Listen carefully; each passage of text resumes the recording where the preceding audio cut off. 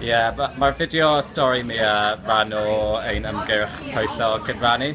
Felly mae'n sôn am merch 10 mlwydd oed sy'n mae hi'n gwybod sut i croesi'r ffordd, mae hi'n gwybod i beidio siarad i pobl dieithr, ond dyw hi ddim yn gwybod sut i'w cadw ei hun yn saff ar-lein.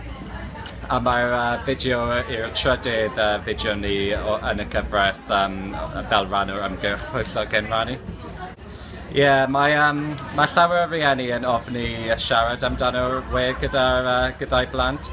Mae hynna oherwydd nifer o resymau, ond mae llawer o rieni ddim yn really deall y technoleg, felly maen nhw'n credu bod nhw'n methu siarad gyda'i blant amdano'r pwnc.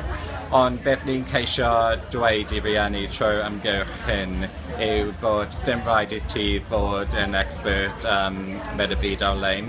Ti'n gallu cael sgwrsiau gyda'ch plant fel ti'n cael sgwrsiau amdano sut ti'n cadw'n saff yn y byd go iawn. Ti'n gallu cael yr un fath o sgwrsiau amdano'r byd ar-lein. Oherwydd y peth yw, i blant, does dim gwahaniaeth rhwng y byd ar-lein a'r byd all-lein. Mae jyst yn y byd i nhw. Ond gyda rieni, mae'n tueddu o feddwl mewn y dau ffordd a gwahanu o'r ddau. Ond mae'n modd, felly mae'r ymgyrch yn ceisio helpu rieni i gael sgwrsiau gyda'i plant, sut i cadw'n saff ar-lein. Mae'n bwysig bod adnoddau ar gael yn Cymraeg oherwydd ni eisiau darparu adnoddau i rieni yn y iaith maen nhw'n siarad gyda'i plant.